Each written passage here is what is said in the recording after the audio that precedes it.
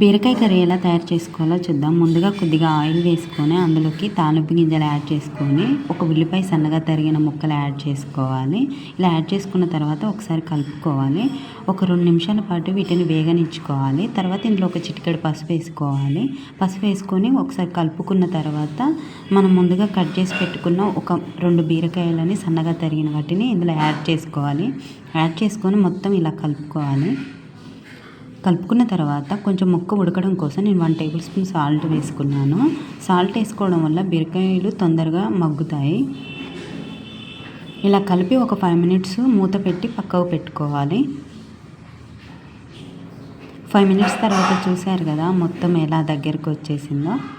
ఇప్పుడు ఇందులోకి నేను అల్లం ఉంటుంది కదా, అది ఒక 1/2 టేబుల్ స్పూన్ యాడ్ చేసుకొని మొత్తం దీంట్లో కలిసే విధంగా మిడిల్లో వేసుకొని కలుపుతున్నాను.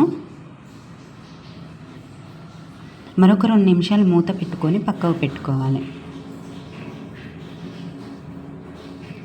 ఇలా 2 మినిట్స్ తర్వాత ఇలా ఉడికిన తర్వాత ఇందులోకి మనకు రుచికి సరిపడా కారం వేసుకోవాలి. నేను కారం 1 టేబుల్ స్పూన్ వేస్తున్నాను. కొంచెం ఇది తక్కువగా ఉంటుంది కాబట్టి కొంచెం మొత్తం ఇలా కలుపుకున్న తర్వాత లాస్ట్గా ఇందులోకి సన్నగా తరిగి పెట్టుకున్న కొత్తిమీరని యాడ్ చేసుకోవాలి. యాడ్ చేసుకొని ఒక 5 మినిట్స్ ఉడకనివ్వాలి. అంతే అండి, ఎంతో టేస్టీగా ఉండే బీరకాయ కూర రెడీ అయింది. ఈ వీడియో కనుక మీకు నచ్చితే లైక్ చేయండి, షేర్ చేయండి, అలాగే సబ్స్క్రైబ్ చేయండి.